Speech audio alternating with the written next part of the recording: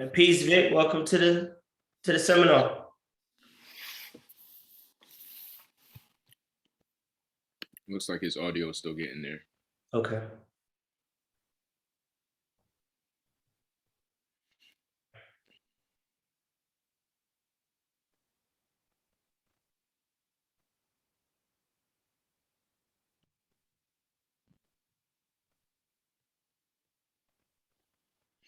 You rocking with the low cut these days?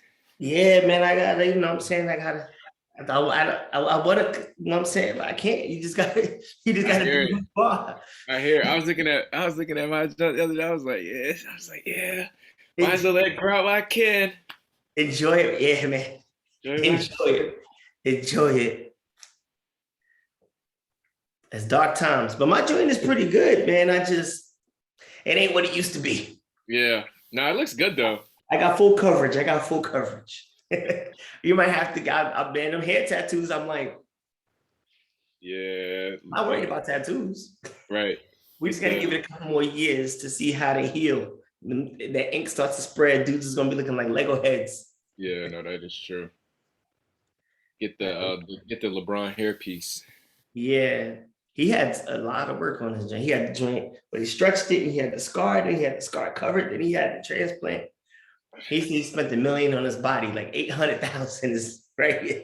on his hair. I believe it. All right. Let's see. I would hope that in the next 90 seconds, people begin to start joining in. Are you getting requests or anything? Not yet. Okay. So much.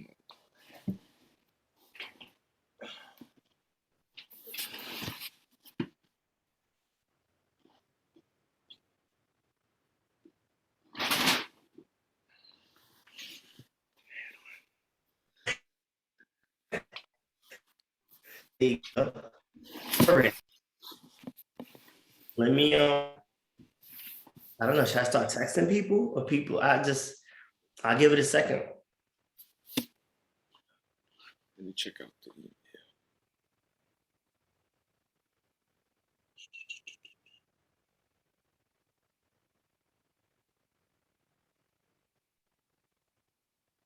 All right, we just got another person. Oh, people are coming on. All right, cool.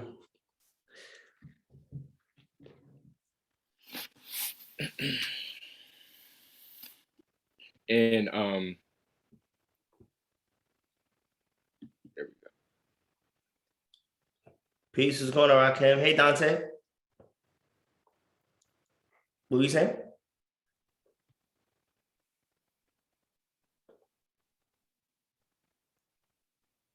I don't know. I was gonna say if you freeze it all, I'm gonna interrupt you just so you know. All right, cool. Thank you. Yeah.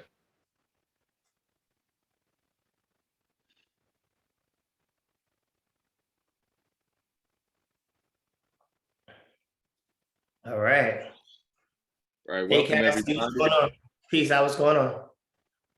How's it going, everybody? Good. Good. There should be about 20 people on here, so we're gonna give everybody about 5 minutes, and then we can get started. Thank all y'all for being early and on time.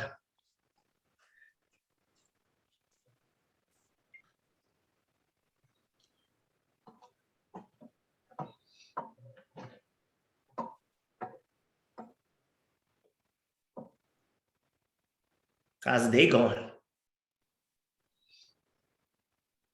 It's going. It's a good day. Excited about this workshop. Ready to take some good notes. All right, good. Peace, clarity, what's going on? Can you hear me? What's that?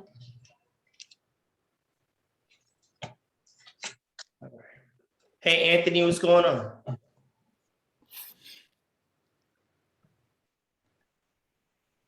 How you doing? All is well. Thank you for joining. Evan, what's going on?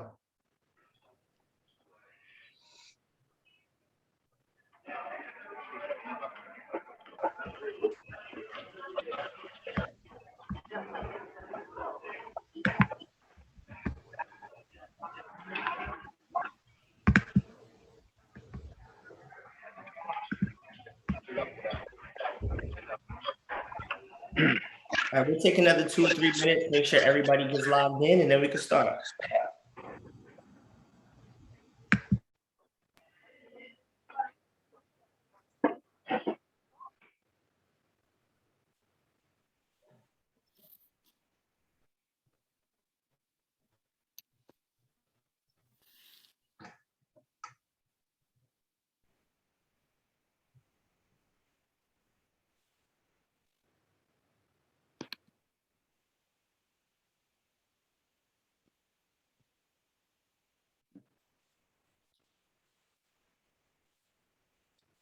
All right.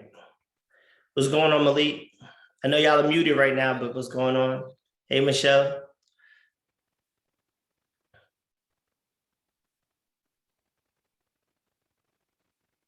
All right, we got 3 more minutes for anybody who's trying to log in, and we'll start promptly at 2:05.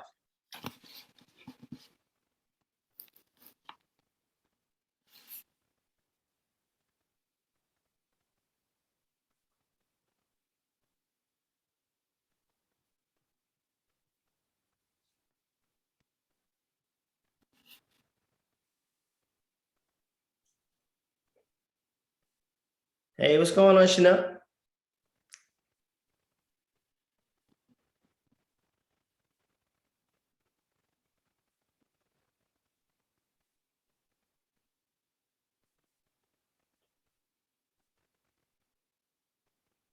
All right, we have maybe 5 more people coming online, so we should be able to get started promptly.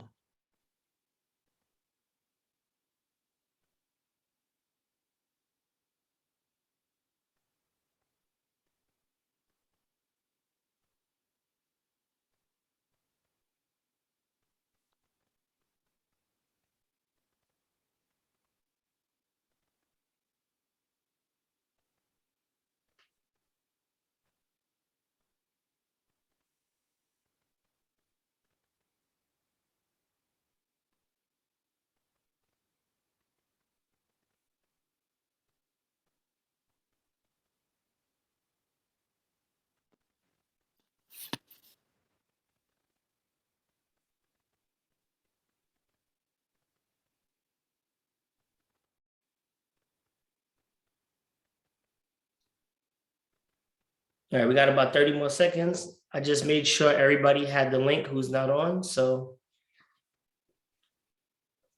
we're almost there.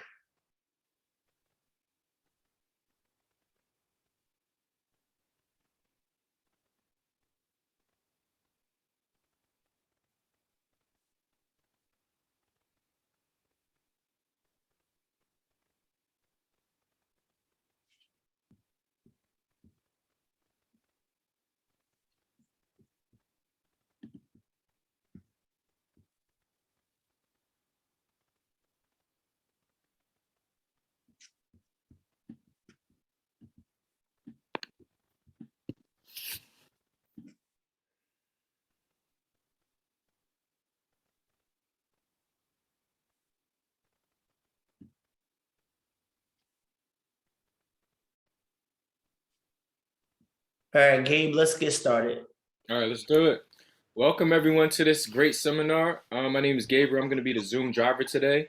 If any of you guys have any technical issues, you need to leave the meeting for any particular reason, just make sure you shoot me a message in the chat. If you click on the chat button, you'll see that you can send a message to everyone, and then you can pick a specific person to send a message to.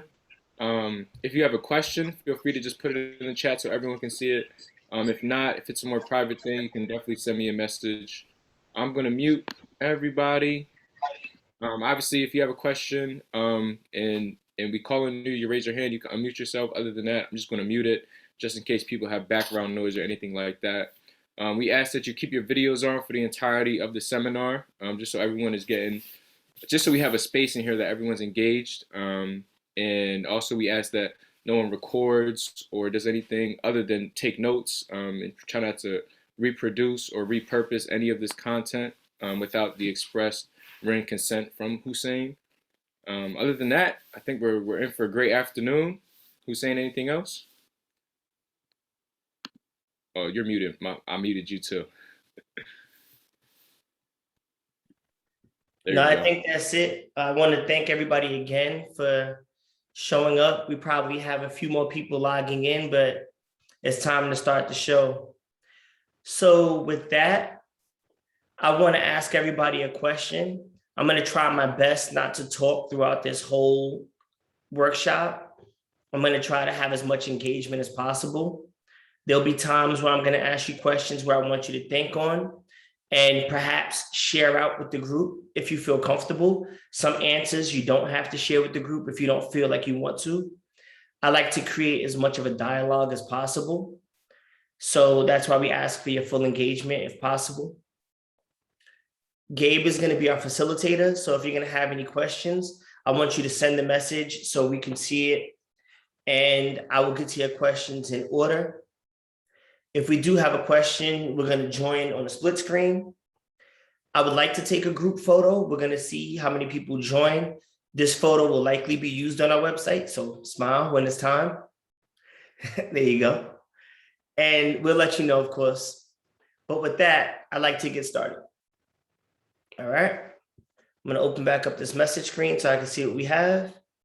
And then we will get to work. Okay.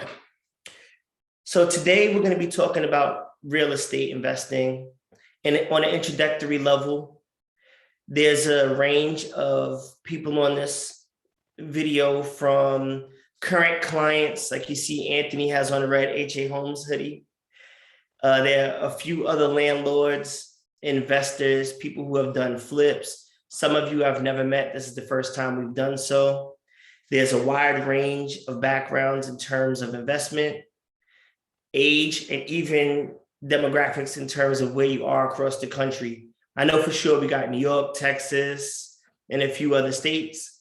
So with that being said, the information I'm going to give you, I want you guys to have the opportunity to play with wherever you feel like you want to invest. For those of you who know me personally, you know I primarily invest in Texas. We do wholesale, we do flips, we do buy and holds, and I personally do consulting.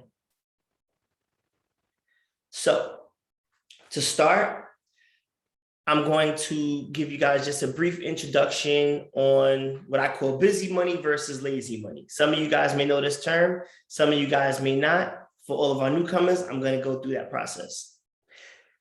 So oftentimes we all go to work, we get our paycheck, and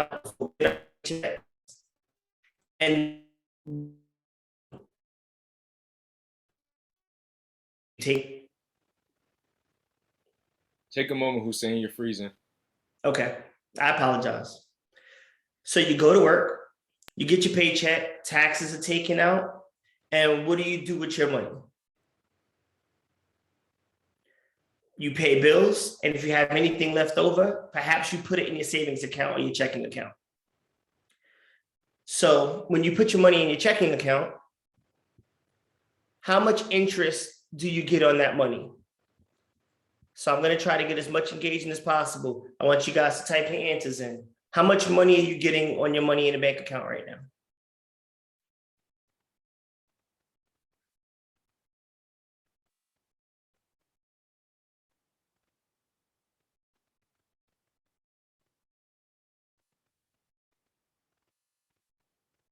Exactly. So 1%, less than 1%, that's pretty much the standard, right? Can anybody tell me what inflation is for the year 2021 so far to this point? Anybody like to take a guess? Good job, Cassie. Thank you very much. So 6.2%. So what that means is if you had, let's say, $10,000 in the bank and you let it sit there all year and your bank is giving you, we'll say 0.2%, you're losing 6% of your net worth by leaving your money in the bank. And that's why we call that lazy money. Banks make money off of your cash and you lose money by working with a bank. So today, my goal is to give you some information maybe you've never heard, or maybe reinforce some information that you might know. And then when we're done, give you guys opportunities to actually put your money to use. I think a lot of times people use YouTube or social media, or maybe they have a friend or a family member who says, you should invest your money in stocks. You should invest your money in cryptocurrency. You should invest your money in real estate. And then they walk off and they leave, and then they just kind of leave you hanging. And a good percentage of those people have those concepts, but they don't do that themselves, right?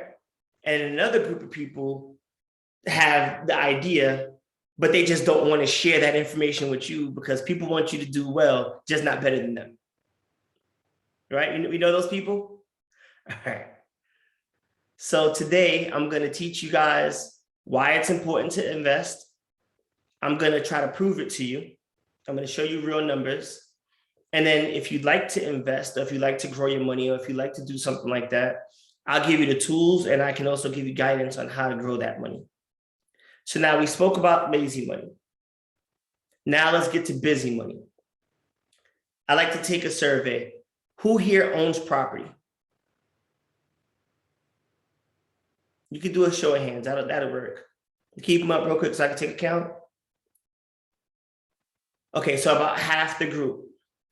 When we say you own property, are we talking investment, or are we talking about primary, like your own home? So if it's your own home, raise your hand. Okay. If you have investment property where you're getting rental income, another form of revenue, please. Okay.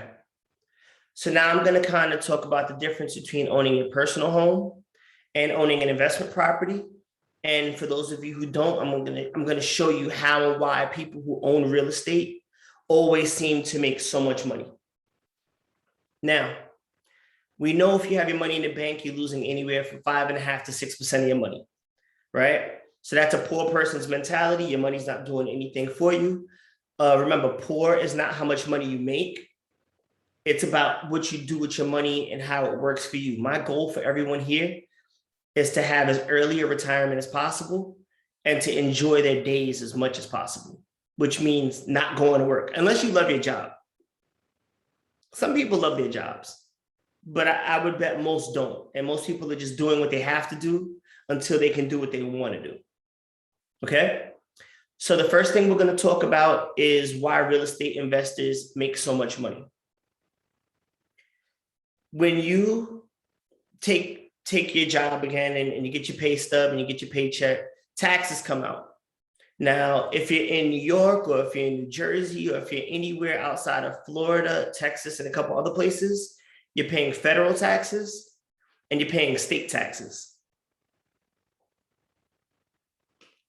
That could be anything from 20% to 45% to over 50%, especially if you're in New York.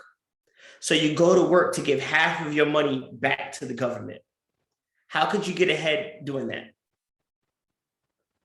You ever wonder why you go to work and then you come home and you feel like you're in the same spot year after year? It's because you have lazy money, right? So let's get some busy money. Let's talk about busy money. If we were to purchase a property, I'm going to show you 4 ways that your money is working for you without doing anything after you've invested that money. And then I'm going to give you guys an opportunity to do an example with me. And then we'll see what your money would be doing if you were investing it in real estate in a given area. I'm gonna take questions. I'm gonna take comments on this one because I want to see where we are. So we have 4 ways that your money grows when you have investment property. Gabe, could you zoom in?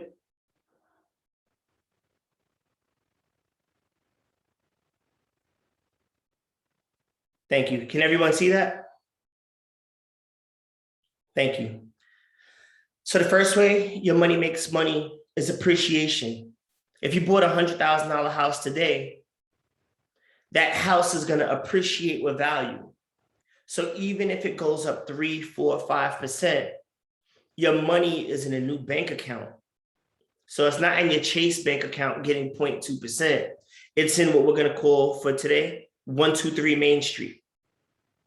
Now, on 123 Main Street, that money just off of appreciation alone on average is going to grow anywhere from 3 to 8%. So we'll call it 5%. So just by investing in real estate off top, holding that address is going to get your money 5% on every dollar that you put into it. The second thing we're going to talk about is tax relief. Debt relief. So we're talking about investment properties here. We could talk about flipping, wholesaling, and all those other things if you have questions. But for the purposes of our conversation right now, we're talking about rental real estate. You invest in a property, you have tenants. When your tenants pay rent, they're paying off your mortgage. So every time they pay your mortgage, your debt reduces because your mortgage is getting paid down. So they're literally going to work and paying money to put in your savings account, known as 123 Main Street. The third thing is tax write-offs. That's something we'll get into in a little bit when we talk about LLC formation. I don't want to jump back and forth yet. We'll get to that afterwards. But basically, you have write-offs. So these are things that a business can do that a private person can do, but not to the extent. And there's other benefits to creating a company with tax write-offs. And then we have ROI, return on investment. So what that means is you put in $10,000 or $20,000 to buy this $100,000 home. In 5 years, it's appreciated 25%. So now it's worth $125,000. Your tenants have paid off a bit of the mortgage over 5 years. So now that's another 6 or 7% equity that you have. You've written off 8 to 12% of your expenses every year. So we're going to add another 60% to that. And then you have your rent profit. I personally don't coach my clients to invest in a rental property that's not getting you at least 15%, which is really, really low considering where it was prior to COVID. But with the market as it is right now, 15% is an amazing return on what I would call the worst deal that you can invest in, just based off the numbers. Myself personally, I don't invest in a buy and hold unless I'm making at least 50% return off of my investment. So now if we're talking about over 5 years, we're talking about 50% a year, or we'll go 15. 75% just in return, your walkaway money, another 60% in your tax write-offs. The tenant is going to knock off in the beginning of your mortgage. It's not going to be much. So we'll say something like 6 to 8%. And then you have appreciation, another 25%. So you've taken your $20,000 investment into this $100,000 home, and you've grown that to well over two times that amount. So you invest 20 in 2022. Over 5 years, with the numbers I've given you, you have at least $60,000, not including if there's any other fluctuations and all those types of things. So I want to slow down for a second. Does anybody have a question about these 4 things before we jump into an example?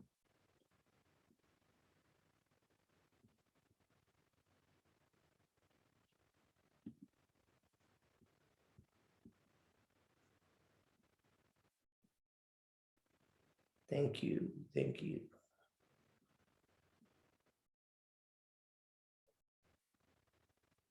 Okay. All right, cool. So I'm going to continue to move forward. What we're going to do now is we're going to do a quick exercise. And I'm going to show you guys how to pick a property, how to figure out if where you want to invest is going to be what we're going to call a good property or not. The only thing that we're talking about right now is just raw return on investment. There are many factors like gentrification, crime, other amenities that a home might have, whether you want to do Airbnb, all of these different things. But for this scope of the conversation right now, all we're going to talk about is just pure rental return on a regular investment property. Okay? So would somebody like to give me an address? We could do this totally random. You give me an address and I'll tell you if it's a good rental property or not. Anywhere in America. You want me to pull up Zillow? Yeah, we'll whoever sends us the address, Okay. we'll punch that address onto Google, and then we'll go into Zillow and we'll show everybody how to scout properties. Nobody has a property that they want to buy. Nobody has an aunt or uncle that's getting ready to pass and they want to see. No, you know somebody who has a property for sale. Do you want to know if where you live is good or not? You can give me your friend's address, anything. All right, thank you. So we have Mansfield, Texas. All right, so Gabe, 916 Remington Ranch Road. And then let's pull that up full screen so everybody can see the steps from beginning to end. All right. So the first thing Gabe is gonna do, he's just gonna type that address right into Google. Oh, you want me to type it in? Or whatever, into a search engine.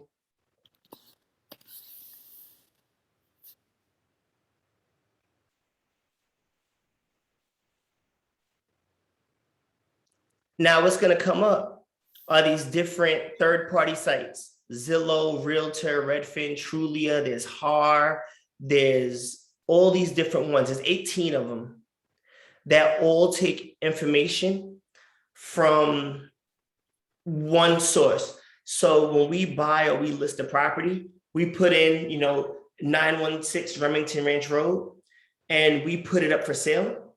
It feeds to all 18 of these different places. That's why the photos are the same and the descriptions are the same. Okay?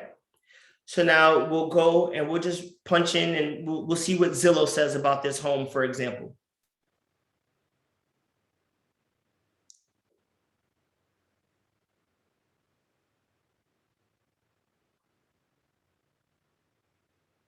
Okay, so you got a beautiful 3-bedroom, 2-bathroom home.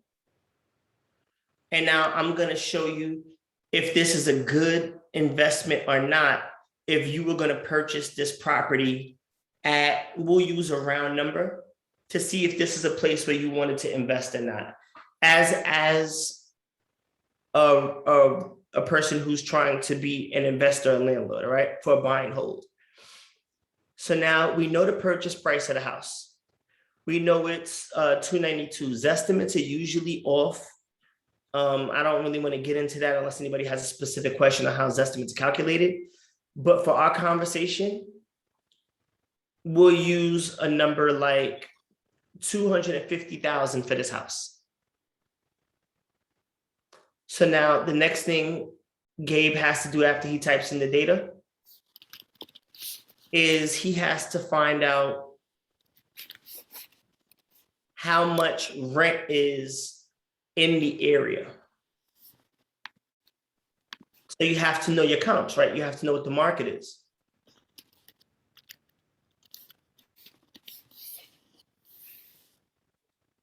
How are we gonna do that? You're gonna go into Zillow, you're gonna open up another window. And then you're gonna use the same zip code.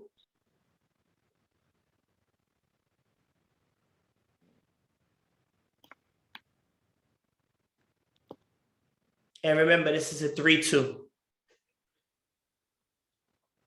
Just type it in here.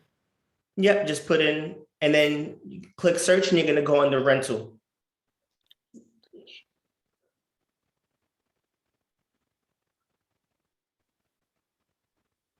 Is it up here? In the top left, it says rent. Oh, gotcha. No problem. Without Gabe, this doesn't happen because there's no way I'd be able to navigate Zoom and all that. I'm hands-free. Okay. So now we're gonna filter this and you're gonna go into bed and bath. It's the third box. And you'll put 3+ and 2+.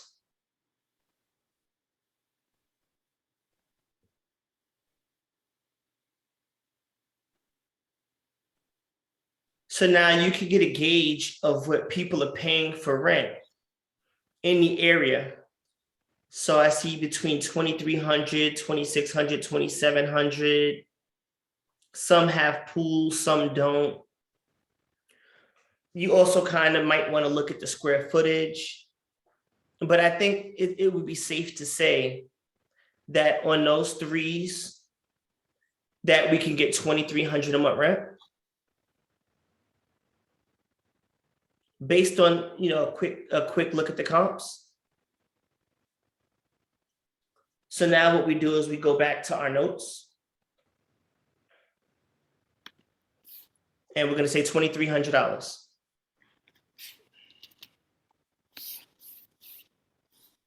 And now what we have to do is we have to break down how much money we're going to have to put in and how much it's going to cost us to make this $2,300. So let's go back to the question. So everybody, please feel free to answer. How much do you have to put down on investment property? How much deposit do you have to put down if we're going to take a mortgage from a bank?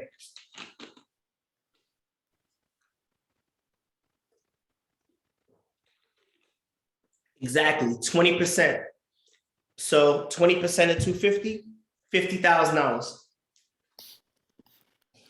So your initial investment is $50,000.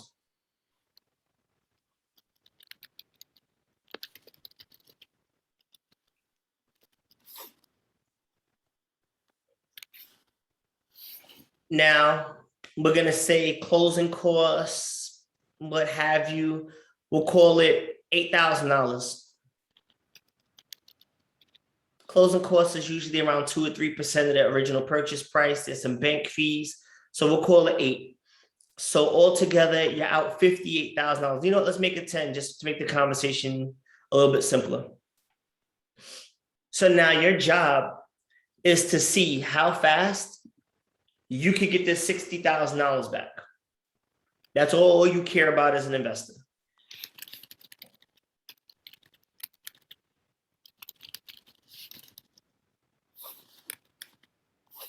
Now I'm going to show you how to calculate this number. So the next thing we do is we start with rent, 2,300. Right underneath this pond. All right.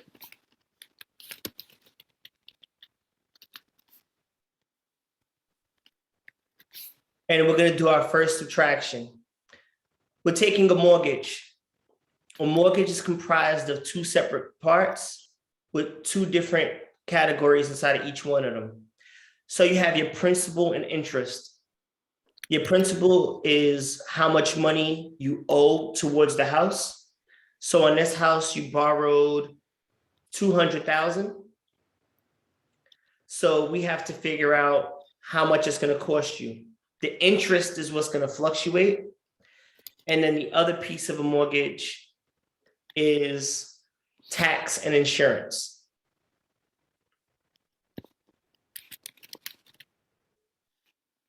Right? So that's property tax, right? No matter what happens, you always have to pay property taxes. If you own a house outright, you don't have to get owner's insurance. You should. I don't know why you wouldn't, but it's not required, but it's definitely risky. So now I'm going to show you guys how to calculate principal. So if we're assuming that we're purchasing this property as an investment through an LLC, through a business, we're going to go to our search engine.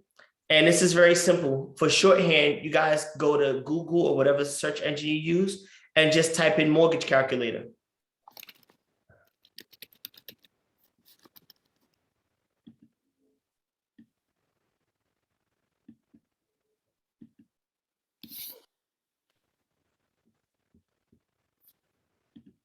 Oh, I'm not on Google. You want me to go to the Google calculator? Yeah, go to Google. Yeah.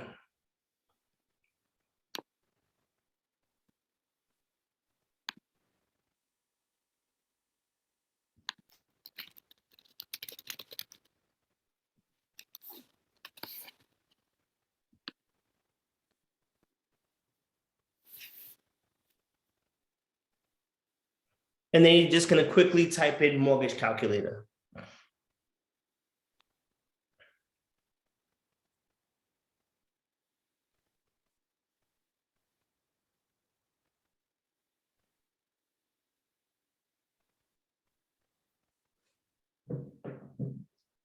How we doing? Am I frozen? No, you're good. Can everybody see this? Just give me thumbs up. All right, sounds good. Thank you. So now this is a quick shorthand tool you could use to see if this is a good investment or not in a minute. So our loan amount is how much we're borrowing, not the purchase price of the house. So Gabe, in loan amount, can you put in 200,000? Yep.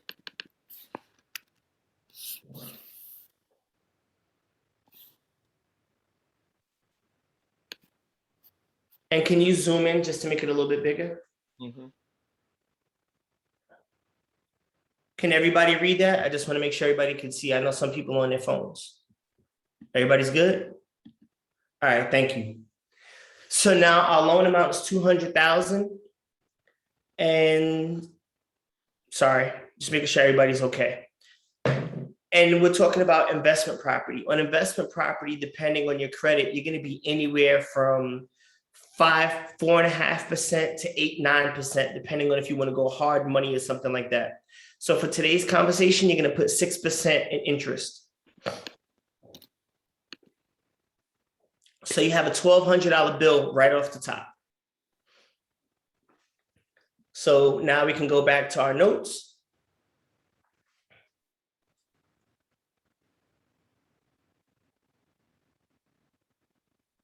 And your mortgage is the first line. You're going to subtract $1,200. That's just a note. No, you don't have to write subtract, Gabe. I just want you to minus 1,200. All right. Oh, you just want me to write? Yeah, because we're gonna do a tally. We're gonna show whether this makes sense or not. Oh, I got you. All right. Are you good? So now your mortgage is 1,200. So now I'm gonna show you how to break up quickly, whether it's the mortgage or the principal. So Gabe, can you go back to that quick note? So it's $11.99. Change that interest rate to 0. So 556. So if you wanted to, in parentheses, you could put 556 behind the 1,200. And let's make it as accurate as possible. So we have $11.99 minus 556.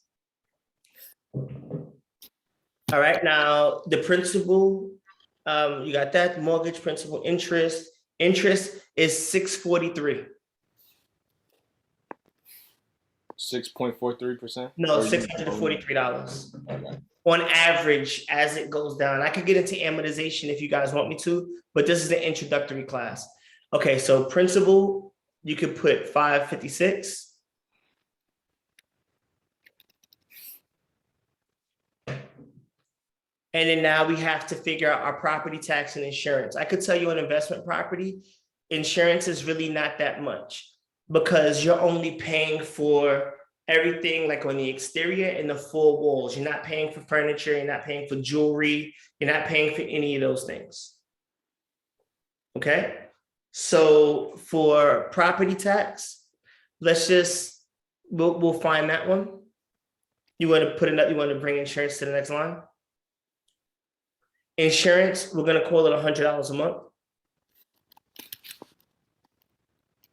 And then property tax, you're going to go back into your Zillow, the first one. And then you're going to go to home details. It's the third next to home value.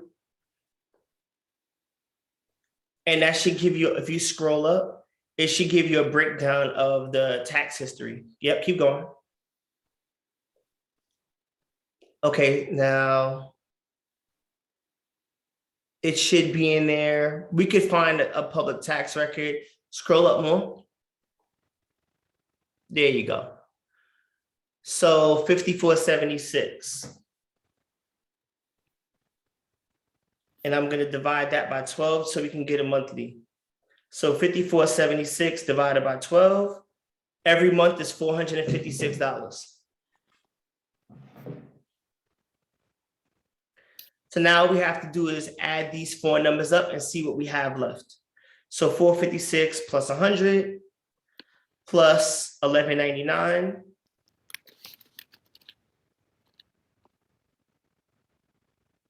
is 1755 per month. Now we have to figure out how much profit we have.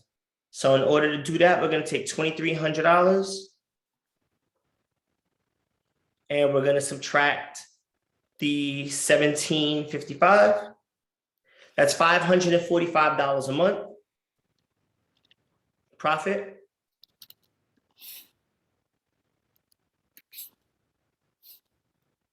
Annually, that's $65.40.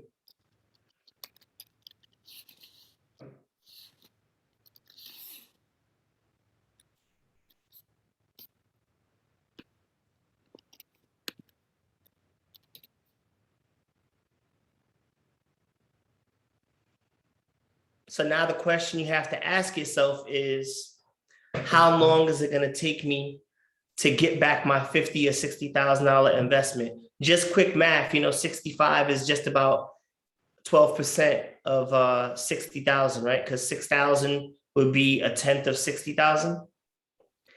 So we could punch in the real number.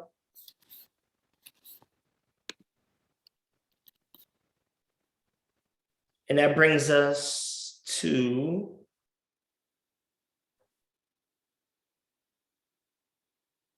$11%, like almost to the dollar, is 10.9. So 11% ROI. So it's going to take you 9 years to get back your money.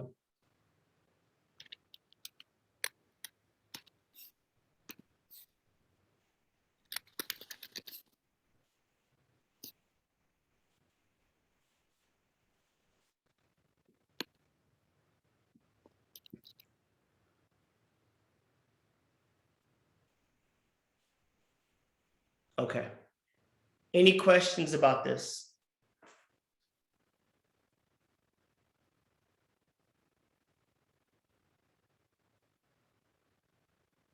If you have a question, please write it. Okay, Dontae, thank you for that. And Cassie, that's a really good question. So Dontae said at that amount, she doesn't think that it's a good investment. And she also said escrows fluctuate. So now escrows are insurance and property taxes. Property taxes do increase and they do decrease. But what also increases is rent. But then things break. And then, you have late fees. So just for a very, very simple conversation, we know what our baseline is, right? Because you might have tenant turnovers or whatnot. Me personally, I wouldn't invest in this property as a landlord because I said I want to make at least 15 to 20%. I want my money back in at least 5 years on the low end. But this is how you scout property. Sometimes you think, this neighborhood is really good. The schools are good. The rent rolls are really high. It was a mistake I made early on when I first started investing in New York. The person who taught me how to invest in real estate only gave me the gross number to look at. We were making $1,000 a month rent on a studio, and he was happy with that because the rent roll was $1,000. But we had to subtract HOAs and other things. So we really only walked away with about $200 each. Our percentage is only 2 or 3%. Meanwhile, he thought we were making big money because it was $10,000 a month. A year, pardon me. Does that make sense? So you don't want to ever look at the gross number when talking about how fast it is to get your money back. You always want to look at the base number, right? Your return on investment after tax. So I think we have everybody who's here. While we have everybody who's here, could we take this photo real quick and then get to it? Let's see. All right, Victor, if you could come on the screen for 2 seconds, we could knock out the business piece of this and then.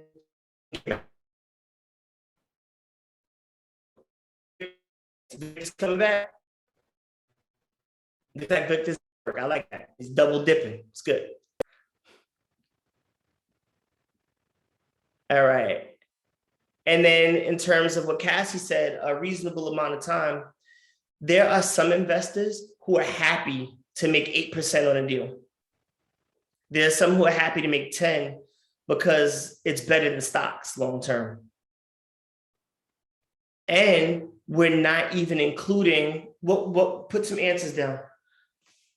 What was the other 3 ways that you make money? I only gave you one. I only gave you ROI. What's another way that this 60,000 is making you money? And let's see if it's still a bad deal. All right, appreciation. So in that 1 year, we made 5%. So now our 11% goes to 16. Tax write-offs. Who could tell me what some of the tax write-offs are on this property?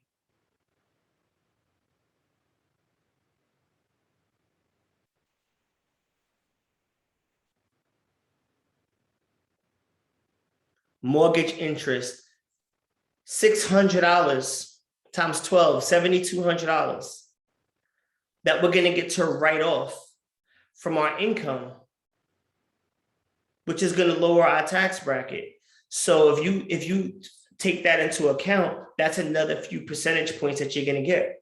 Repairs, absolutely. In a year, something is going to break, even in a new house. So I believe you might be up over 20%.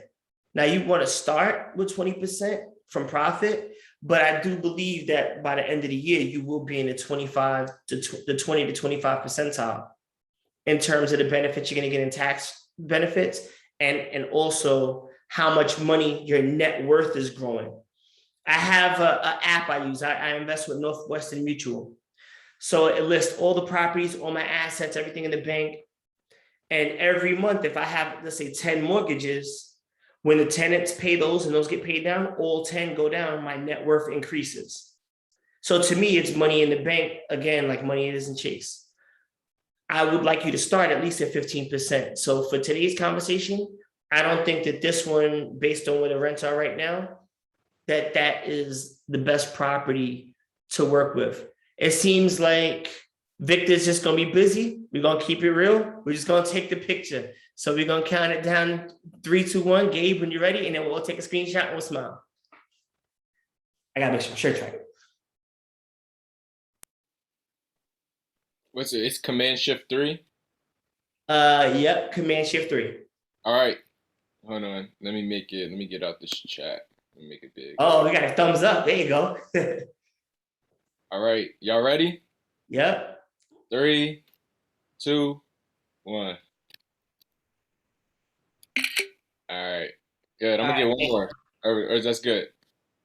Y'all want to do one more just in case? Let's go on the website. One more. All right. All right. One more. 3, 2, 1. Perfect. All right, perfect.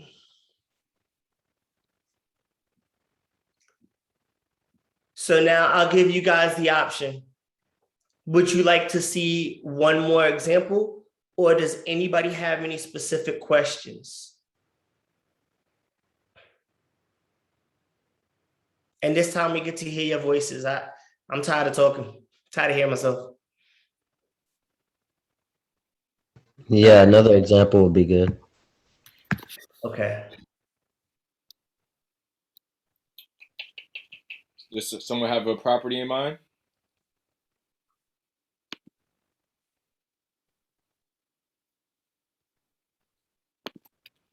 Throw it in the chat. Let's see. All right. Oklahoma. If y'all don't mind, drop what city you're in right now, just so we can show how far we are apart from one another.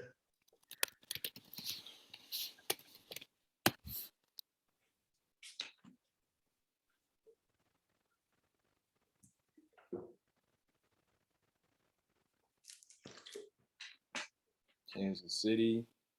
A lot of New Yorkers. Maryland. Oklahoma. Okay.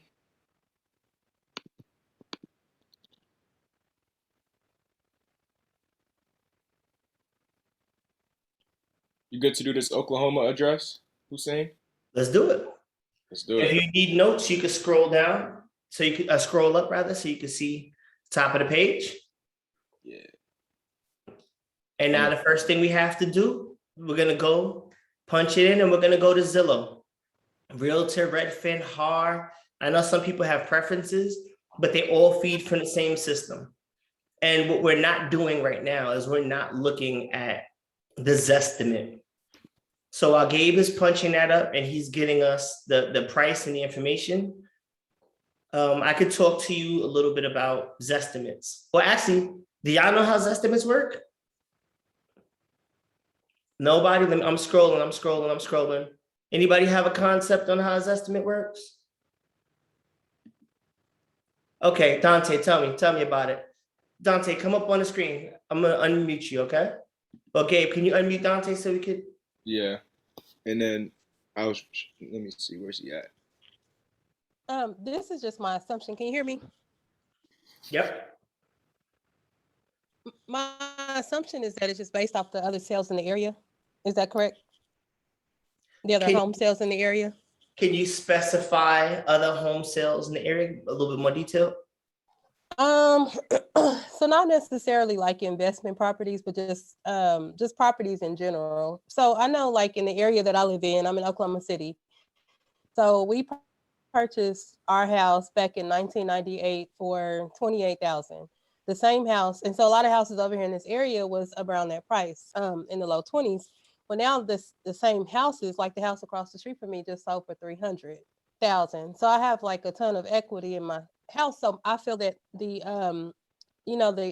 estimate of my home have gone up because of the other houses in the area. The prices have gone up, or the sales prices. Accurate. What Zestimate does, and other websites do, is use an algorithm, right? An algorithm is just a series of steps. It's a math formula. So what they do is they take Dante's house and they say, we're gonna take a certain radius.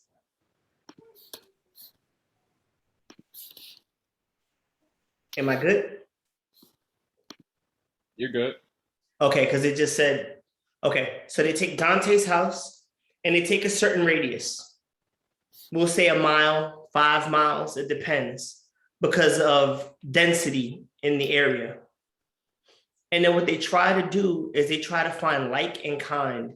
So if Dante lives in a 3-bedroom, 2-bath, or a 4-bedroom, 2-bath, they try to look at all the 4-bedroom, 2-baths. They try to look at all the 3-bedroom, 2-baths. And then they also try to use other factors, like Dante's home was built, let's just say 20 years ago. So now let's say her neighbor's house was built 5 years ago, but it's a 3-2. That's where Zillow kind of throws you off a little bit, because they don't take account those types of things. Or what if Dante's home has been upgraded over the last 20 years? What if it hasn't been? What if you put a new roof? I mean, that adds value to your home, right? So that's why estimates aren't perfect, but they're a good place to start. Okay, so what they do is, again, they use your home as the central location, and then they try to look at everything in a radius, and they try their best to find comps that make sense with your home. But what happens is sometimes you have the neighbor across the street who has like the best house in the world, and then we have people that we're trying to buy their homes, and they're like, my house is worth 300 because theirs is worth 300. Meanwhile, they have foundation issues. Nobody's lived there for 10 years, and they're like, it's worth 300, and it's not. So that's what it is. But yeah, Dante, you're pretty close. All right. So we can use it as a guide, but it's not the be all end all. The best way to get the be all end all is to probably work with a realtor and really get some real exact information up on your house. All right. Let me see. Before we move on, we got Victor back. Can we get Yam back and Chanel back? Y'all need to be online. If y'all not, I hate to be the one to drop y'all off the call. So we need Yam back and we need Chanel back. Thank you. Y'all want to try this picture one more time while we got everybody? And the names up. All right. So you good to go? Yep. All right. 3, 2. Perfect. Thank you. Okay, so while we've done that, Gabe should have some numbers up for us. And Dontae, I want you to let me know if this makes sense or not in terms of the rents when we looked at the rent comps, okay? Dontae, can you still hear me?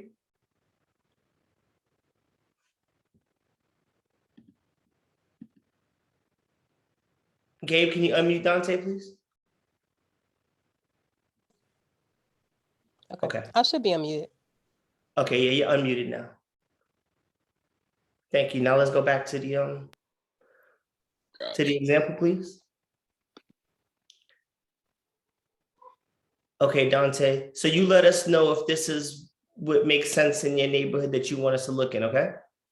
Okay. This isn't mine, but this is an area that that I'm interested in because Right. the homes are a little bit cheaper. Right, yeah. So what's rent going for over in 73111? Honestly, I'm not sure. Oh, so then you picked a good class to join today. Let's see what we got. And we have 4 beds, 2 baths. Mm-hmm.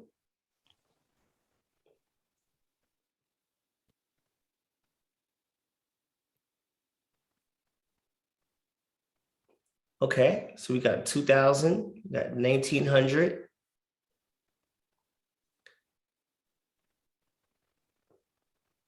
Got 13, 12, 250. Can you slow down for just 1 second? Mm-hmm. All right, the bottom left, 2250, that has 1,900 square feet. Top right, it's a 4.2. I know the other one's a 5.2, but I'm just kind of reading off what we have. Actually, can you scroll up just a little bit more, Gabe? Because there was some more 4.2s. Okay, that works, for example. So we have to look at some of the details. So you see the one for 1895 on the top left is a little bit less, but it's a little bit smaller. And if you look at the zip codes, they're a little bit further out. So it's 112 and 106. So I don't know if one is a high crime neighborhood. I don't want one is a low crime neighborhood. It looks to me like the one for 1895 is newer, just on face value. We can click through and go through if you guys want to take a look because that helps for comps. All right, I mean, just think about where you'd want to live. A more modernized house, you're willing to pay a little bit more money for it. Looks like a beautiful house.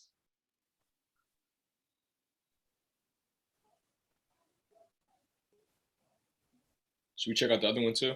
Sure, let's take a look at this second one. Right, so this has everything you'd want if you were a renter. It actually almost looks like an Airbnb.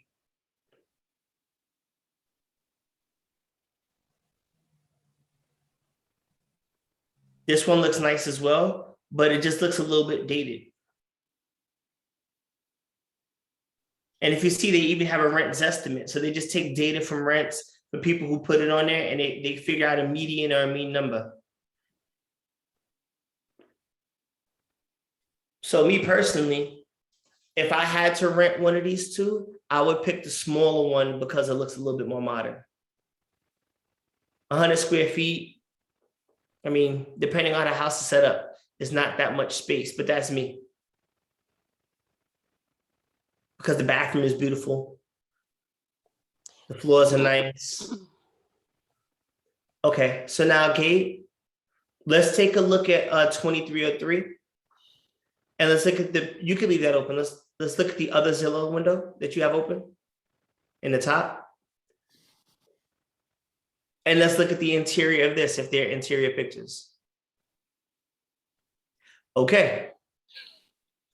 So Dontae, if this is your house, you're not only a buy and hold, you're going to be almost like a flipper. You're going to be somebody who's turning over a home. Do you have a crew of people ready to go, or would you be looking for contractors? I will be looking for contractors. Okay, so then that's a little bit of a different conversation. We could kind of get off into that for a second. But what I'm going to tell you about this, we could still run these numbers. But what I'm going to tell you about this is you see it's been on the market 151 days. So about 6 months. A lot of people have looked at it. Some people are saving it. Now, I don't know all the rules in OKC. I don't know the permit rules because I've never invested there personally. I could assume some things, but I won't because I don't like to do that. But what I can tell you just by looking at these photographs, Gabe, can you, the top right photo, the outside brick, I want to see something. This one? Yep. You know what? Click on the large one and yeah, let's so everybody can see him nice. I'm looking for, okay, go back. Stop. Does everybody see the X right above the broken window? What am I looking at? Comments, drop comments. What does that X mean to me?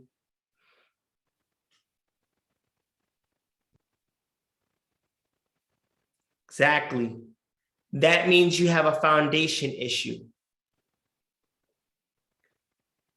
We hope it was repaired. Exactly. We hope it was repaired. But when you have diagonal cracks, that means your house is settling. That usually comes from water damages, other things that could be tree roots, a lot of reasons for foundation. They did a poor job. And if you look on the left-hand bottom corner of that same photograph, you'll see that they tried to repair it again. Right where the grass is, you'll see some more diagonal repairs in the bricks. So perhaps they repaired it, perhaps they didn't. You got some course, you have some windows that are broken. That could be for a few reasons. It could be because it's high crime. When homes are vacant, people break in, squatters. Those windows could have broken from the foundation repair itself. So what happens is if you can, let me move this out the way. Oh, actually, if y'all could drop a comment, because I can only see a few people right now. Can you see my hands? Are we good? So if you have a house that's settling, and then you decide that you want to pick it back up, when you pick it back up, things start to shift and shake and crack. Common things that happen when you do a foundation repair, and I have these videos on YouTube, so you can see before and afters, during. We've done 20 or 30 foundation repairs, so we're experts at it by this point over the last 2 years. 3 things break, or 4 things always happen. Again, you're talking about something sinking. So if I have a pipe here for plumbing underground, and now I lift that to make it straight, you have breaks in the pipes. So you're always going to need a plumber on foundation. Then you're going to have broken windows. Your door frames are going to shift. So doors won't open and close. That's another telltale way to know if your house has foundation issues. Or if you look at the doorway itself and you can see light here, but you can't see it here, that means it's not perfect 90-degree angles. That means that some shifting has occurred. And then you're going to have cracks. So those are 4 things you're always going to have. Those cracks are going to come because you're moving the whole house. So you got to fix those items. So foundation repairs are one of the most expensive things you're going to have. And this house looks like it either has or had a foundation issue. Gabe, can we go back in? Go back where? Oh, like scroll to the right, hit the button on the right. Let's look at some more pictures before we calculate this. So you got some window repairs. Keep going. I want to see the interior. It's like mold. Dontae, I'm gonna have to come out there. We got it at 115. If we could turn that 115 to 300, we do that every day. It looks like you have some hardwood. It looks like it's water damaged. The roof looked like it caved in. To me, that looks like water damage because of that dark ring in the inside. So water damage could be black mold. I don't know the rules and regulations and the right people out in OKC. I know what we can get away with in Texas. Definitely need some insulation. You need a full facelift. Those are old cabinets. There's some ways we could save money, but you see the way those tiles are moved? For me, I could see that's foundation. Usually it has to do with something where the water is, but you could tell by the way that they're peeling up that there was water damage, and that usually seeps through, and over time, it makes the dirt settle, and then it pulls the house in one direction or another. Let's look at, that's the last one. So yeah, so Dontae, let's say she wanted to buy this house. I couldn't even really give you an estimate on repairs based on OKC because you don't have a contractor. But based on what I would do out here in Texas, you're probably going to need a new roof because it looks like that's where some of that came from. New windows, new cabinets, fixtures, new laminate floors. This is 2,000 square feet. Off the top, I'm saying 70, 80,000 in renovations. So there's two ways to go about this.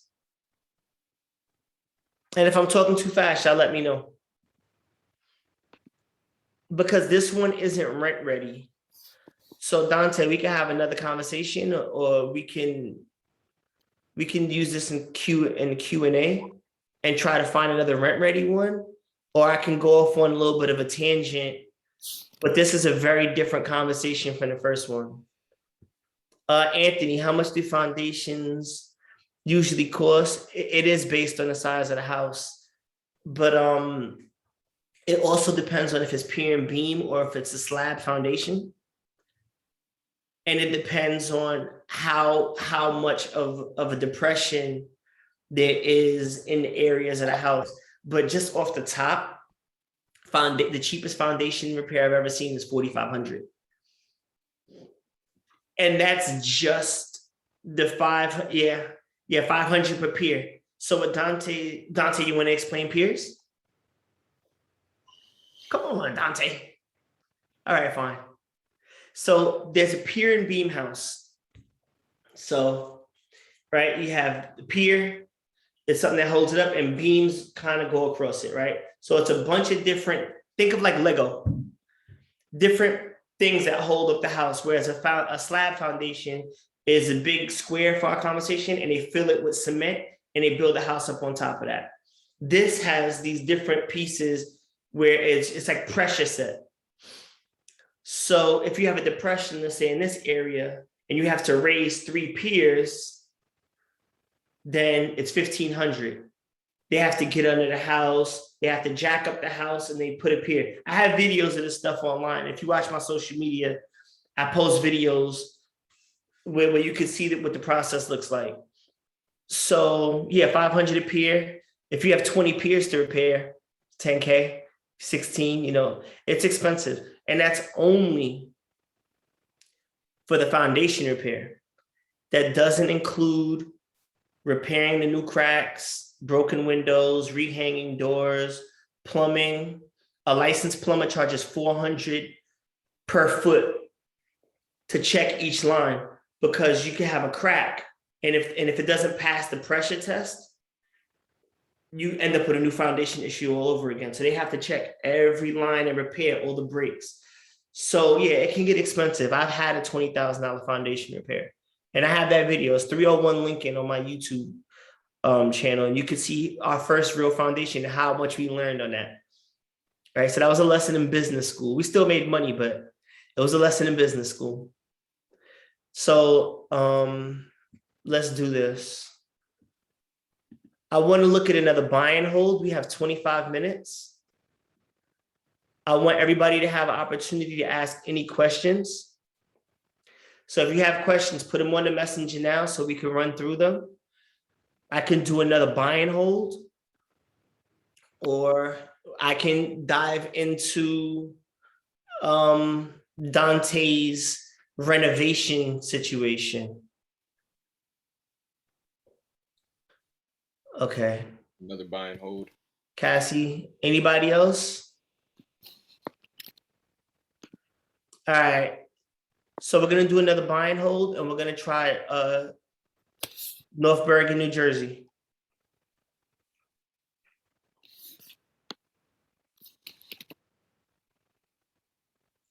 And while we're setting this up, If y'all have any questions, let me answer them now, because I'm gonna stop promptly at 3:30. And I want to make sure everybody got value out of this.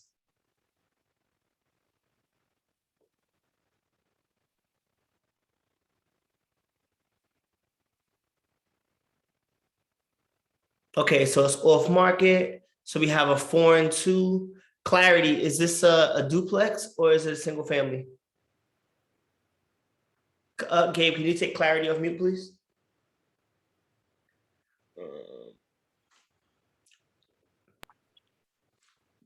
Or Sydney? Yep, Sydney Clarity. Can you take him off? Yeah. Thank you. All right, Clarity. So we're gonna have a little bit of a discussion. So is this and we'll go back to your screen, Gabe. So this is a duplex, Clarity. So why are you interested in looking at a duplex? To be able to live in it and rent out and let the rent pay for the mortgage. Smart. This is just me being devil's advocate. You sure you want to live next door to your neighbors that are your tenants? I would say move out and then rent the whole thing out, but I was saying just to get into it, you know? Right. Yeah. Just to lock it up. I do think that that's a smart play, because now you're basically living in your home either for free or for a really, really reduced rate. And I can show you some tips on how you can charge yourself rent and then write off both rents. Sounds great. That's another conversation. That's outside of the intro class. That's when I work with you as a consultant and I show you all the loopholes and how to not pay taxes you shouldn't have to. All right, so let's go with this estimate. I don't know if that's right or wrong, but we'll start with, let's call it 500 and we'll include closing costs. Could you leave that there for 1 second, Gabe? And then we'll just do property 3. Oh yeah. Oh no, I left I left that one up there. Okay, thank you. I'm sorry, I didn't see it. Okay, yeah, we'll go over the one that you had, the way you had it set up. All right, so 500. So Clarity is 500. So how much you have to put down? 20% down. That is 100,000. That's right. So 100K.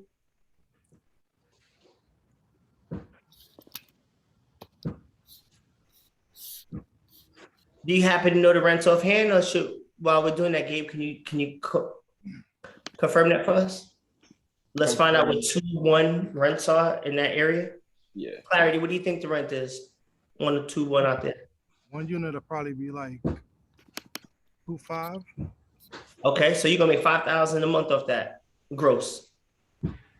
I'll say 4,000, maybe 2,500 for one, and then the other one will be like 1,400. So that is 4,000. Okay, but is it? I see it as a 4-2. Is it not two bedroom, 1 bathroom apartments? See it as a 4.2. That's how it comes up on Zillow. One unit is 3 bedrooms and the other unit is 1 bedroom. Oh, okay, I understand. Okay, that makes sense. It's beautiful. So let's just go with let's see what the comps say. So what would So let's not do a 4-2, Gabe. Let's do 1-1.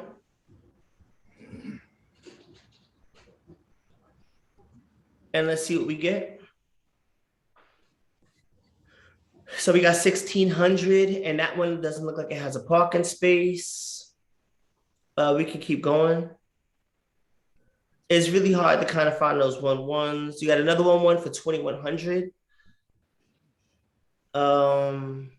Jersey's a little different for people who've never been to the East Coast. It's kind of like New York, where there's a lot of density. So you might have a range in the same place where there's a bad part of the zip code and a good part, or you're closer to like downtown or to a train or something like that. So there might be a wide range. I mean, rents did go up. I don't know what it is right now. Yeah, but if you look at the numbers, Yeah, there's such a wide range, right? Like if you take Brooklyn, for example, if you're in Brownsville and you're in a 2-bedroom, that's not going to be the same as if you're in Red Hook.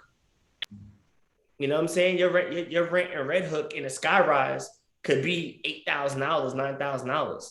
But if you're in Brownsville, you might not pay $8,000 for the whole year. You know, your rent might be $1,000, you know, or if it's rent controlled or something like that. So, but let's just go with your numbers, for example. Let's go with 14 and you said 26 to make it 4,000? 25. Well, yeah, 15, 25. 25 and 15? Yeah. All right, 4,000. Yeah. So rent in the area 4,000. I'm gonna give you guys a rule. It's a rule of thumb. It's another shorthand trick I use to look at properties and rental investments. I didn't create it, but it's a rule. So it's 1%. If your gross rent isn't 1% of your purchase price, you're not gonna make 10%. Now there's a range from 8 to 12, which could be fluctuated by HOAs, which are homeowners association fees, property tax, insurance, right? Like there's a range of reasons, but you settle on 10%. This house is 500,000. So if your rent is not 5,000 a month, I wouldn't even look at it. Not in a traditional sense. Maybe if you're doing a sub 2, which is like a special type of contract, that's for another day, or you know, something like that. But I could tell you off top that these numbers are not going to work out. I'm going to work through the project for you guys, but then we're going to compare these numbers and we're going to look at the numbers Les gave us. All right, so now we have to look at the mortgage. So Gabe, let's punch that in.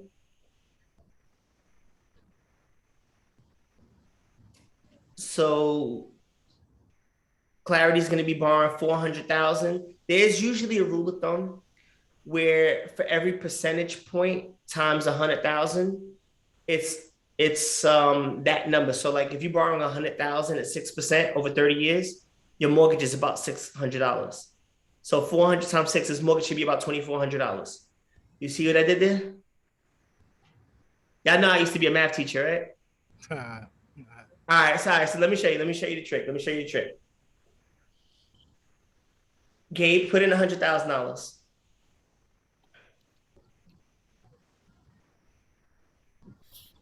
So now, if you borrow money over 30 years, whatever your interest rate is, for every $100,000, whatever your interest rate is, just make it for 100. Take a moment, Hussein. You're breaking up. Okay. Let me know when I'm good. You're good. For every $100,000 you borrow, as long as it's 30 years, whatever your interest rate is, you just multiply that by 100, and that's going to be your payment. So you're borrowing 400. So all I did was 6 times 4. I knew it was 24. Gotcha. You see what I'm saying? Yeah. So there's these little tricks that you can use. Huh? I'm gonna keep that in mind. That was Yeah. So then if it's 5%, it's 5 times 4. So your mortgage is 200. I mean 2,000. Okay? Gotcha. All right, so Gabe, let's bring it back. And like I said, it's to the, it's 98, but it's like a good rule of thumb. So let's go back to the chart. Interest rates are at 6 right now.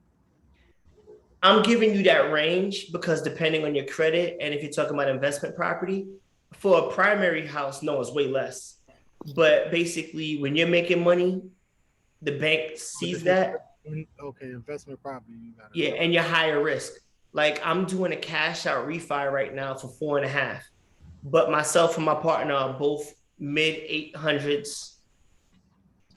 We're putting down 20%. Actually, we're not putting down anything, and we're pulling out equity from a house we just bought cash.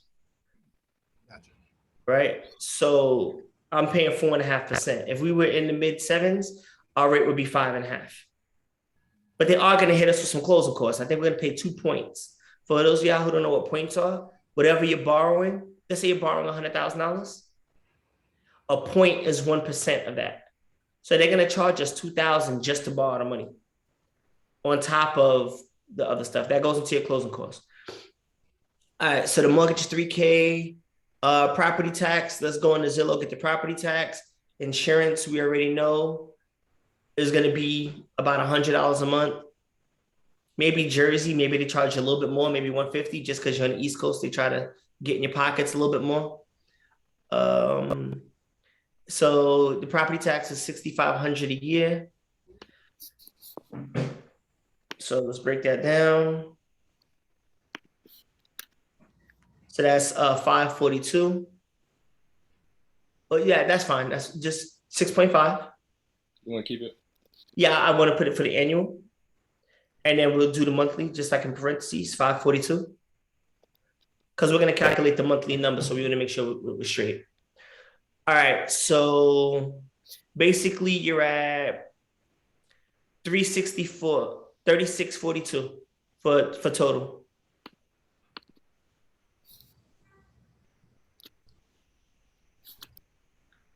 $36.42, and then now what we're gonna do is, we know monthly your rent, you're only making $358.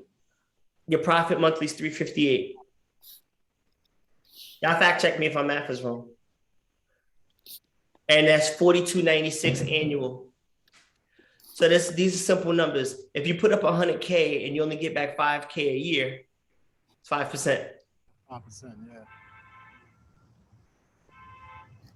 So you either got to raise that rent way up, or you got to get that property way lower. But like I told you, that's okay. This is why we're doing this exercise.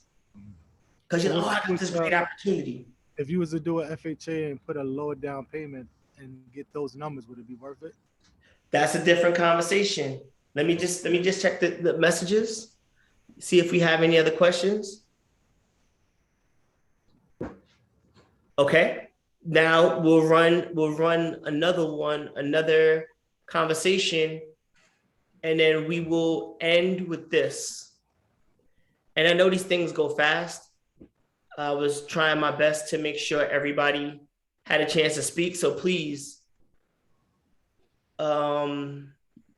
if you have any questions, like, get them out, because I want to make sure everybody has an opportunity to speak. I just want to read this message. Okay. Dontae, really quick, while Gabe and I get ready to knock this last piece out, Dontae said, what is buy and hold and what is rent ready? Buy and hold is you're keeping it for rental or for long term. Rent ready means I buy it today, I can move a tenant in tomorrow. I mean, maybe you have to clean the apartment, but that's negligible.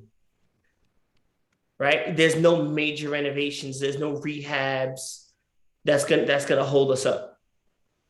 That was a good question. You still hear me? Yeah, you still there, Clarity? Is it a quick thing to show me how does a cash out refinance work, or is that more? I'll do both. I think I could do both. Okay. All right. So now let's go FHA. Clarity, how much you putting down on the FHA? 3.5. 3.5%. All right. So Gabe, let's go parentheses.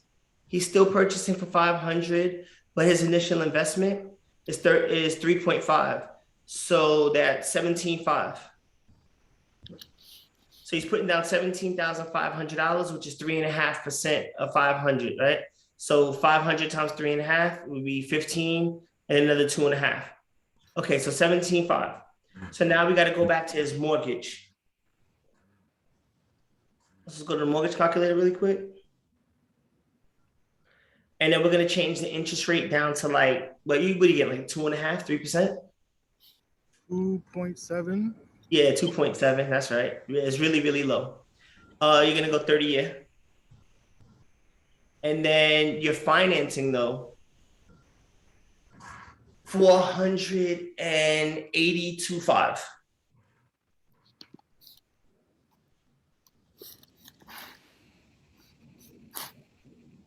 which is nothing on 2%. Okay, now we go back, Gabe. And then in the mortgage, we're gonna put 1947.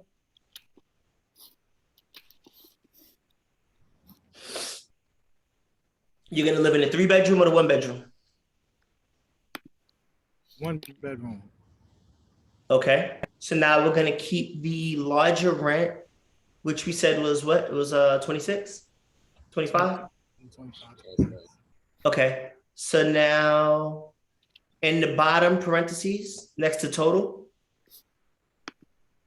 and I'm sorry if I'm going a little fast, I want to answer all the questions. In parentheses, we just got to add up this number. So 542, so we'll call that 2025, 2600.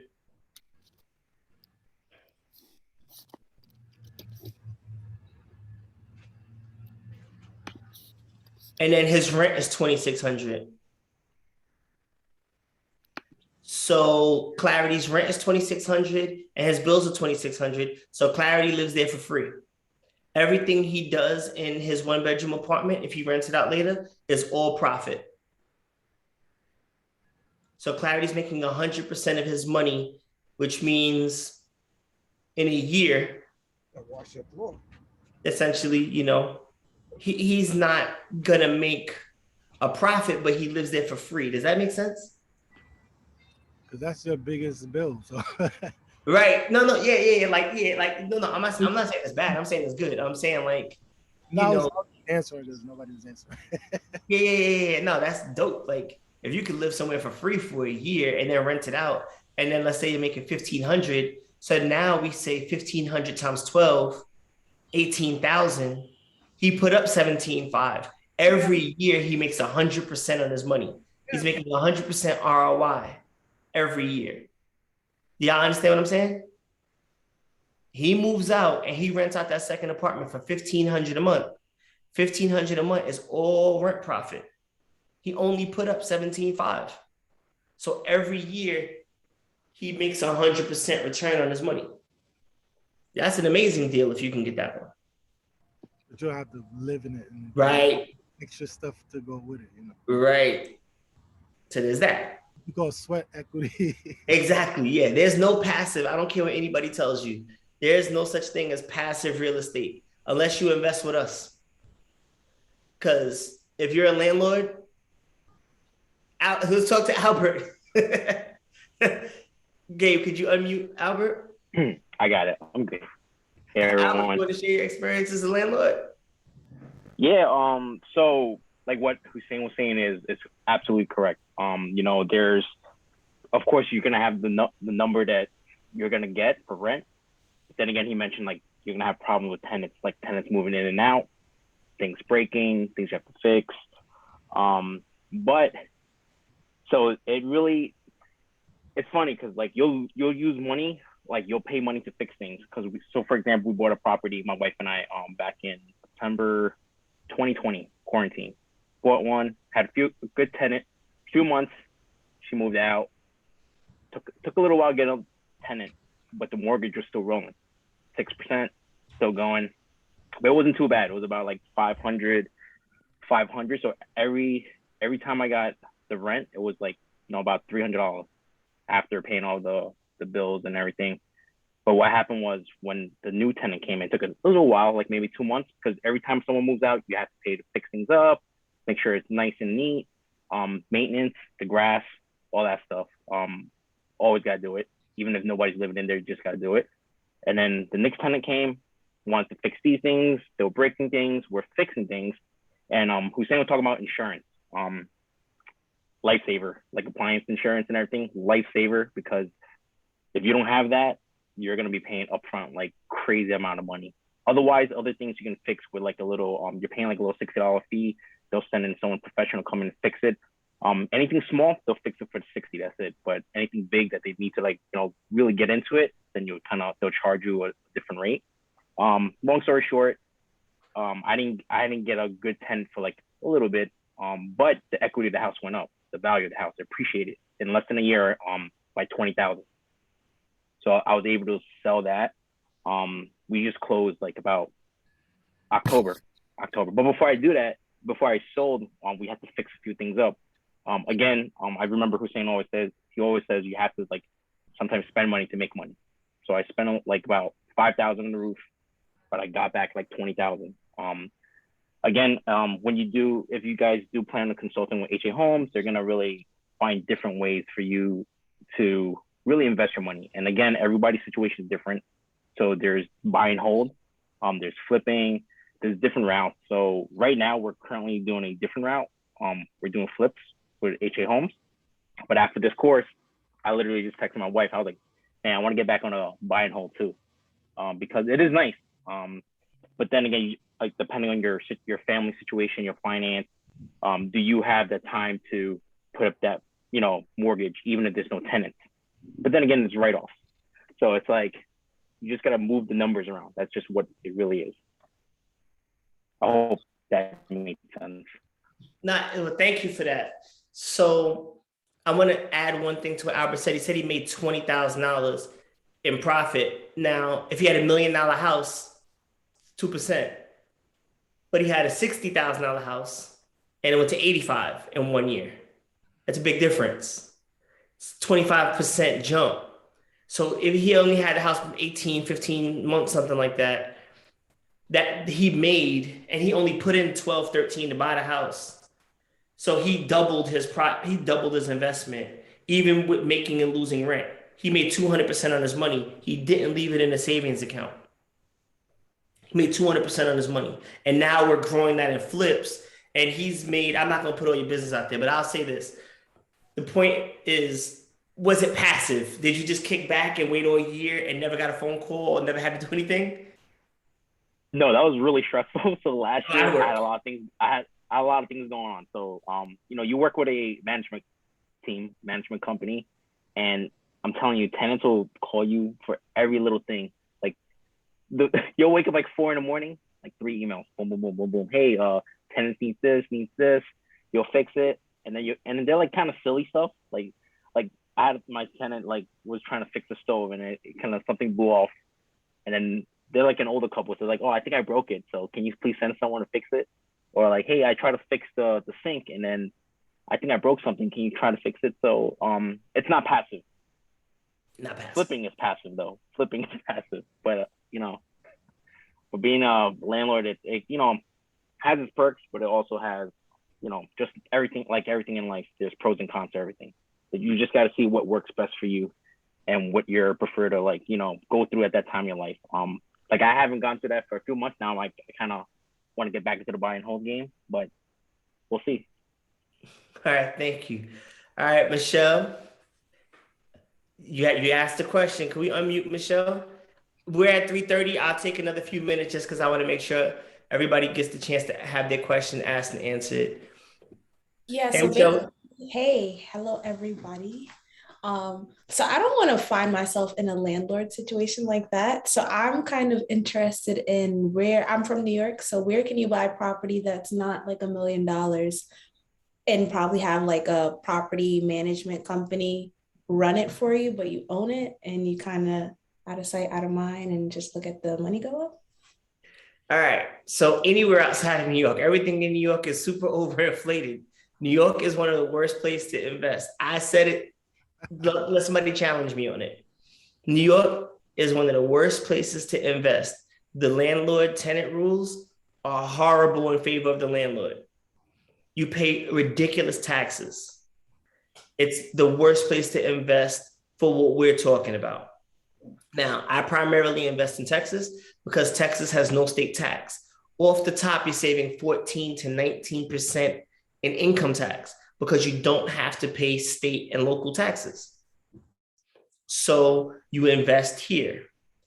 The other thing about Texas is it's a red state. So that means that they are very conservative. That includes tenants. Evictions out here 30 to 60 days. People are out. They don't pay their rent. They don't have to go. 110 degrees in the summer, the AC don't work. Too bad. Still got to pay rent, get out. That's how it goes. In New York, you get to have somebody 4 or 5 years with the most ideal situation. And because the density of the people and the laws, they could live there 4 or 5 years and not pay you any rent. And there's rent control. Texas doesn't really have that because the buildings are more spread out. So you have a lot smaller situations. So I love Texas for investing. And there's a lot more protections. So I would say Texas. Now we invest, we do crowdfunding, all these other things where we show people how to take their money, put it in, or you invest it and flip with us. And we give you really high returns, higher than anybody else in the world will. We teach you the game so that you can run and do it on your own, or continue to invest with us and we all make a lot of money. If you want me to come to where you are, I can scout, show you what's what, make sure you're contracted it and spend money here and make sure that you're making money. So the answer to that would be to come to Texas. On a bad deal, we do 20%. And that's talking about like flipping 10, 20%. So if we flip 5 times a year, that's 50 to 75% on your money. My clients on average, my flip clients, make 80% on their money annually. Now that's smaller. The bigger clients double their money. Last year, I made 400% on my investments through flipping. All right. So yeah, definitely Texas is a great place. You want to go places where there's no state taxes. Florida, but Texas is huge, right? So if you go to Dallas, there are $1 million homes. Where we're at, they're not so expensive. So we can do volume. Okay. Mm-hmm. Anybody else have a question? I'm here for a short time only. I'm good for like another 5 or 10 minutes because I want to make sure everybody has an opportunity to ask a question. While we're doing that, I'll give you a couple more quick pieces of information and then we could end on this. Everybody on here, I believe, follows my Instagram account. Or if not, you have Facebook. It's easy to find us, HA Homes US. Like, support, share, tell your friends. I'll show you how to get referral fees or for referring people over. That's a job in itself. People do very well with just referring people who have money. I could teach you how to find money in places where you didn't know it existed, just in your core group of friends and family. And one thing I really want to do is I want to teach you guys about the benefits of becoming incorporated. You can incorporate in a state you've never been in. I tell everyone to come to Texas because of the tax benefits. And it's a very easy thing to do. It's easier filing and everything like that. So I'm going to answer this last question unless somebody has another one. I have 2. You notice Rob talking about pros and cons. What are the cons of flipping? Flipping is the easiest way to lose your shirt. The easiest way to get into real estate if you have no money is wholesale. But what people don't tell you about wholesale, and people charge a lot of money for wholesale courses, is they sell you in the dream that you're going to get the $100,000 flip. Now, we do those sometimes, but we pay people for those opportunities. We have people who call 1,000 numbers a day. 1,000 numbers a day. A group of people that I pay to do that. I have a whole team that does that for me. On a good day, we get 6 people that say maybe they want to hear our price. Now, I pay them salary. And then let's say in a month, we get 200. Out of that 200, if we convert 5, that's an amazing month, right? So we're not even talking about 1%.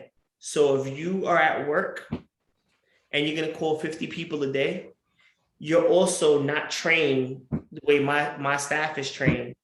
So you're competing against pros. And I'm just assuming you don't have the cash to buy the house, which is why wholesaling really works, right? I'm telling somebody, your house is worth 100, I'll give you 70 right now. But I actually have the 70. I don't have to call somebody else like most wholesalers do. Most people who get into wholesale don't have their own money. They call people like me and they charge me a fee to buy the house from them, which I do all the time because they're saving me money. In flipping, it's the most risky way to invest because like Dontae, for example, looked at the house. She doesn't necessarily have a crew yet. So she goes to the contractor. Most contractors want half the money up front. So she gives this guy $10,000 and he never comes back again. She just lost $10,000 before you even get in the house. Or you get a contractor who says, like every contractor says, I could build a house from the floor up. And they go in there and they mess up something that you don't know how to catch. And in a year, you end up with mold. Or they paint, and when they paint, because it's hot, they leave the air conditioner on, and people don't know this, but that's the vents are on. The paint gets in there, it dries, you can't clean it out. There goes your HVAC. But it doesn't happen in one day. It happens over 30, 60, 90 days. 3 months, you sell the house, somebody comes and says, hey, what happened? Or you have a tenant, my AC doesn't work. That's another $5,000, $6,000 repair. There's all these little things that contractors do that we've learned over time. I'm just about to close on my 100th flip in 3 years. So trust me, we learn. So there's lots of ways you could lose your money. So if you think you have a $50,000 budget or a $20,000 budget and you go in and you only have $20,000 in the bank, you're probably going to lose the property, and I'm probably going to buy it from you for a discount. A great percentage of the properties I buy are unfinished jobs that other people didn't budget correctly for.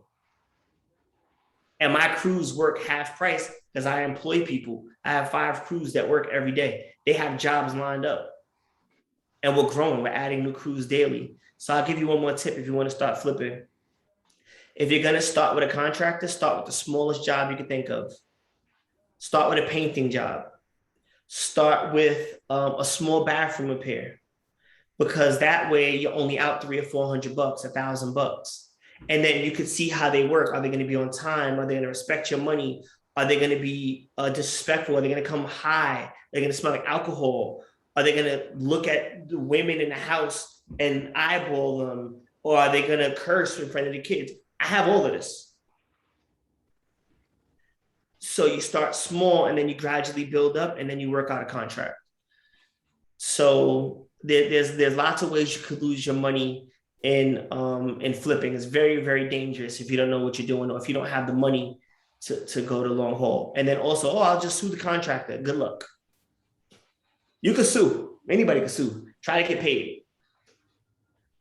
You just got to chalk that up to a write-off. I don't even spend money trying to chase some of those people down. It's worth, my lawyers are more expensive than what they owe. I just move on.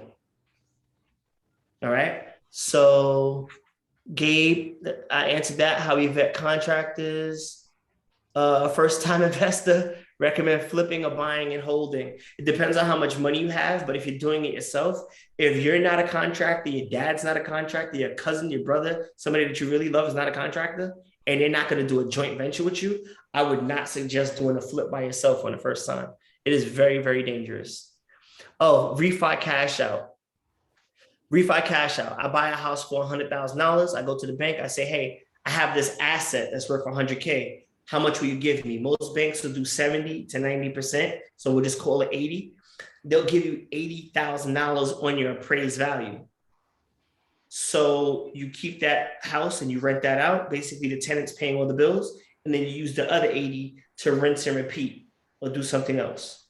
Rates on those could vary depending on credit or depending if you're going to use a bank or a private lender or hard money. You're usually going to pay anywhere from 5 to 7%. So I'll cut the baby and we'll call it 6%.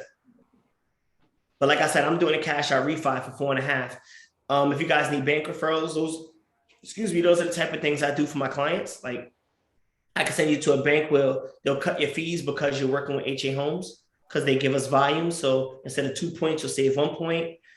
If you're local, my contractors, if we're working together, I give you discounts on their rates. I don't ever make money off my contractors because I don't think that makes sense. I'd rather them get there. They're already giving me a discount. Why would I go in their pocket?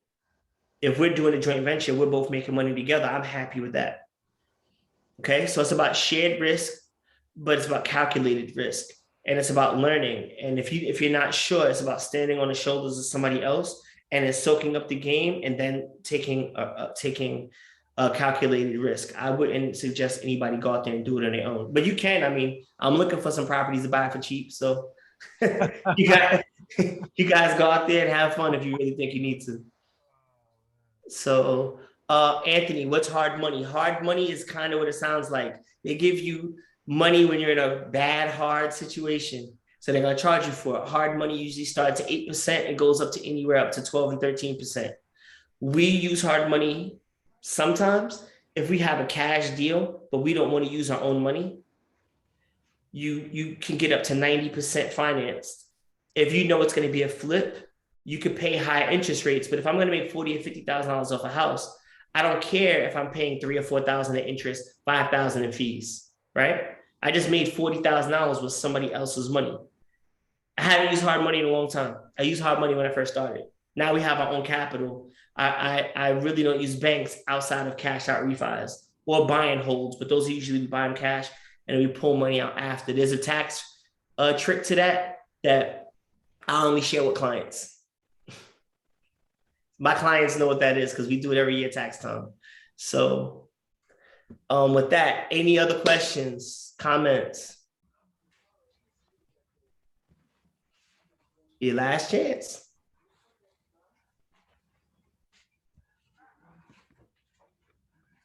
Okay.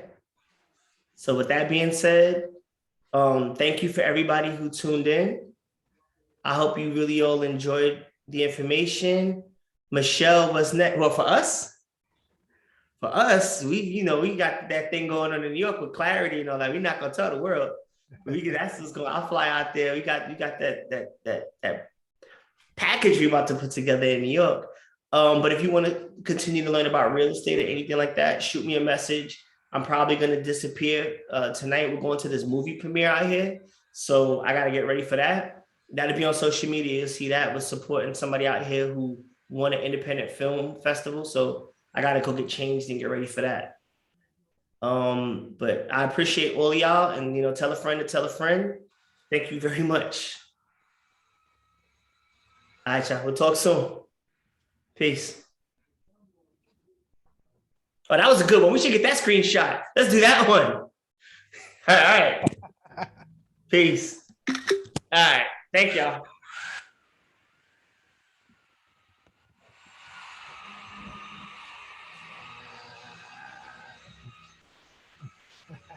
All right, y'all.